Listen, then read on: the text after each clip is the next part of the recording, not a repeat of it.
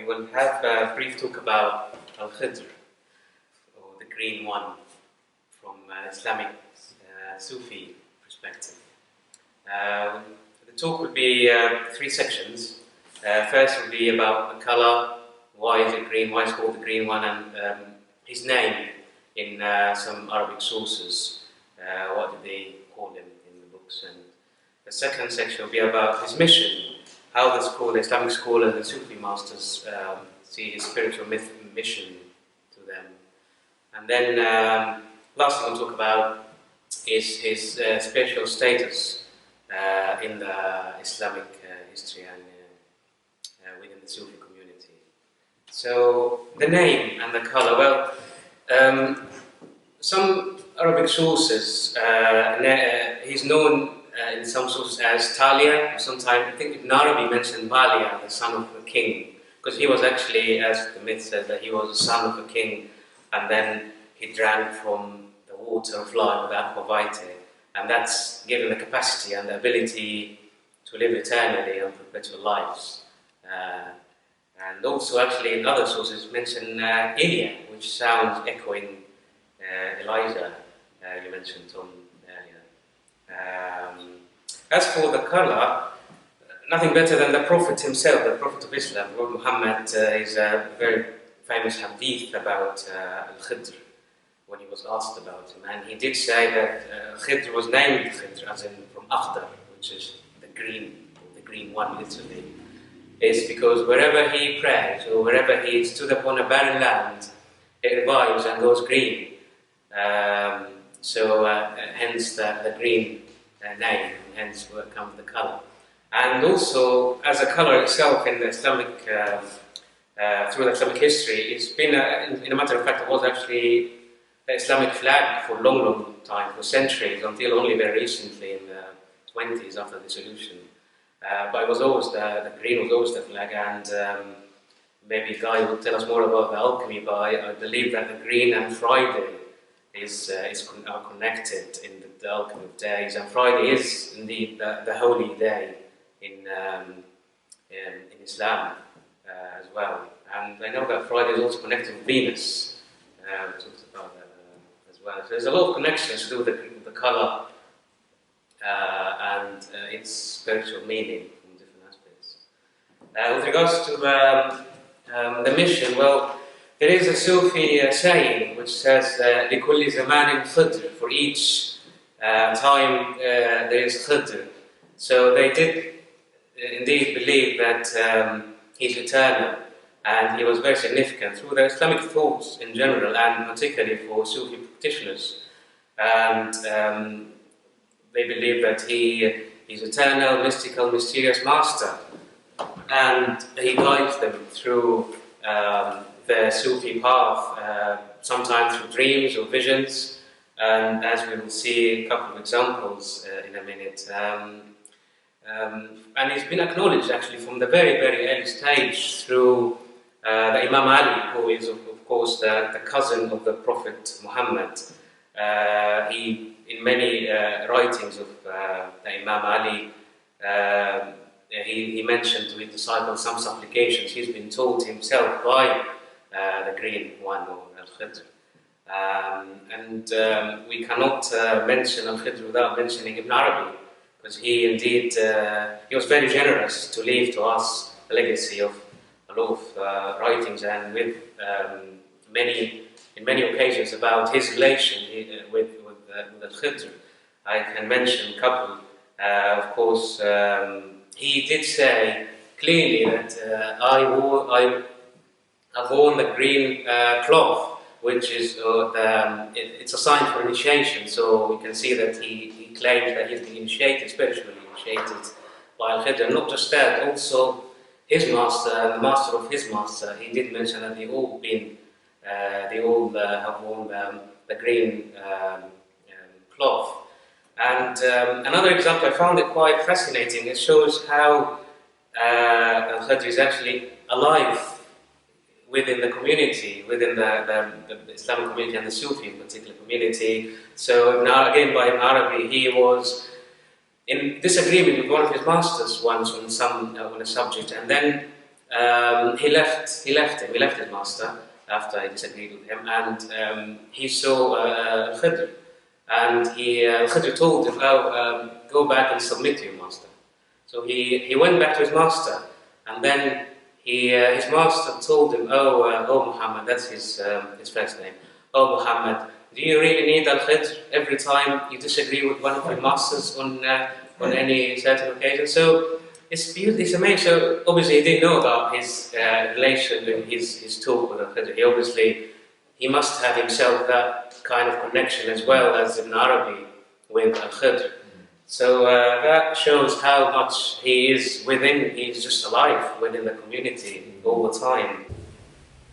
So the last section, which is the spiritual status of Al-khidr, as how the scholar see it. So I thought the best way to describe that is through God himself, how he described Al-khidr in the Quran.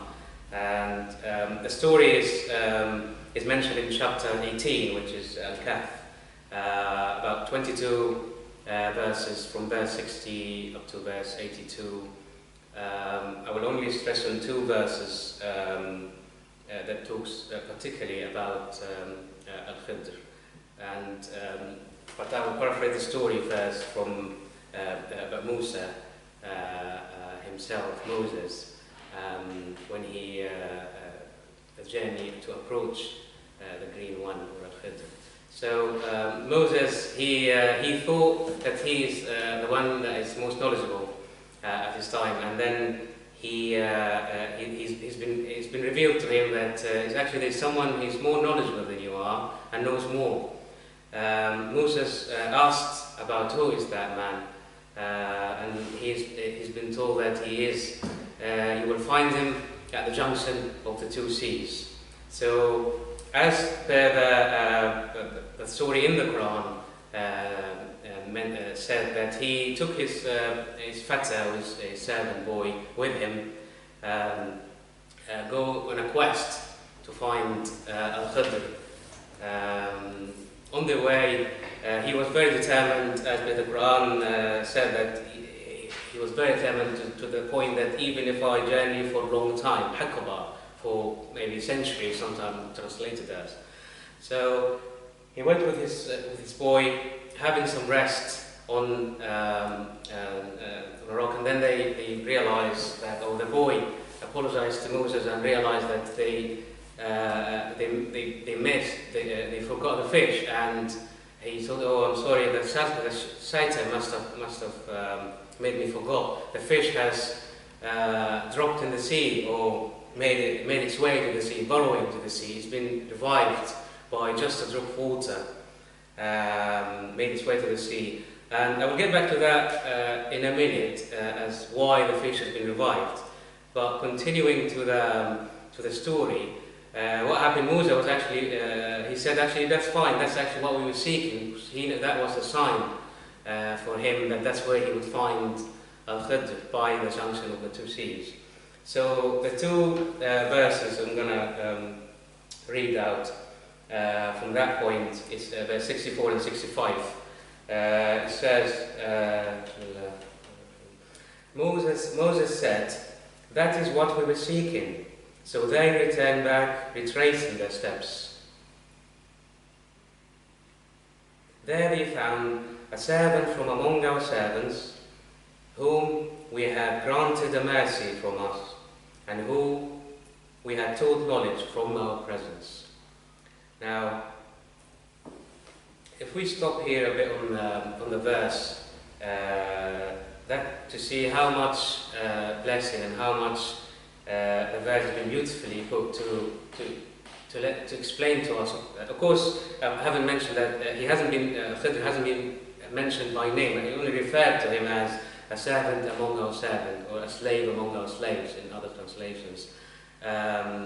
But by the agreement of all the Islamic scholars, that is referring to him. So he's been granted mercy, and this is in the Quranic context, through other parts of the Quran, grant a mercy is a sign of prophethood.